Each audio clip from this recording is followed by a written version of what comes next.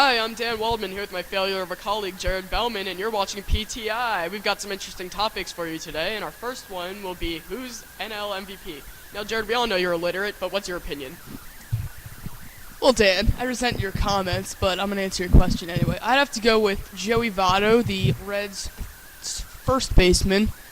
Now, he is second or third, I believe, in the NL in batting average, and he is leading the first place Cincinnati Reds in RBIs, home runs, and he's being an all-around team leader for a contending team in the National League. Now, Dan, what is your opinion on this matter? Well, Jared, this is why you're going nowhere. It's definitely David Wright, the third baseman for the New York Mets. He has 8 home runs already, and he's batting .357, second in majors behind Carlos Ruiz. He's got 47 RBIs and 49 runs scored, as well as 94 hits. He's led the Mets to a record of 40 and 36, which is good enough for third in the division. I think there's no question that you take David Wright over Joey Votto, and I wouldn't even take Joey Votto over Carlos Ruiz. Dan, I cannot disagree more. You're talking about the MVP of a first-place team versus the MVP of a third-place team. Who has a better chance of making the playoffs, the Reds or the Mets? It's no question. It's the Cincinnati Reds. So I cannot disagree more with that ridiculous statement that you just made. Okay, let's talk NBA draft. This NBA draft is one of the deepest in recent memory. Includes many players, many players that won't go in the lottery that are still very talented. Now, Dan, who is your biggest sleeper? Thanks, Doofus. I've definitely got to take Maurice Harkless out of St. John's University. Or Mo Harkless. He's the freshman out of St. John's. He's definitely measured with the best tangibles at that NBA draft combine.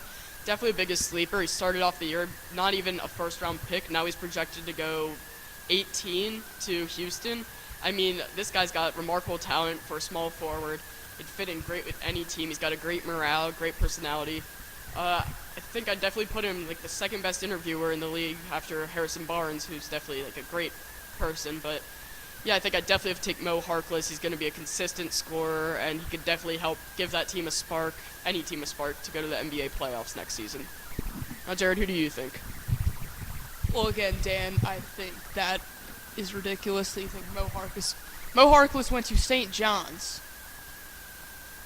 My point. My sleeper went to the University of Kentucky, the national champion, Kentucky. Marquise Teague is my sleeper. He's projected to go somewhere from 20 to 25, but I think he has a potential to be a lottery pick. Now, he shouldn't have come out of this year's draft. I think we both agree on that. But coming into the year, he was probably the second or third point guard in this recruiting class. I think only Austin Rivers was ahead of him. Didn't have a great year. Was a lot more was expected of him. Again, he should have stayed another year. But I think a team in the 20s like Denver or an Orlando or even Indiana or Memphis, I think if they take him in the 20s, that could be an amazing value to get a lottery talent point guard in the 20s. Well, Jared, first of all, you're incredibly wrong. I mean, I guess you could say Marquise Teague could have stayed. You have Nerlens Noel's coming in next year. He's definitely the big center who could go number 1 in the draft next year. But as far as Teague coming out, yeah, I understand it, but I just really don't understand your pick here. I mean, I think Deron Lamb's the better guard overall, but I guess that's your opinion. Here for PTI, I'm your host, Dan Waldman, and this is my colleague, Jared Bellman. Good night.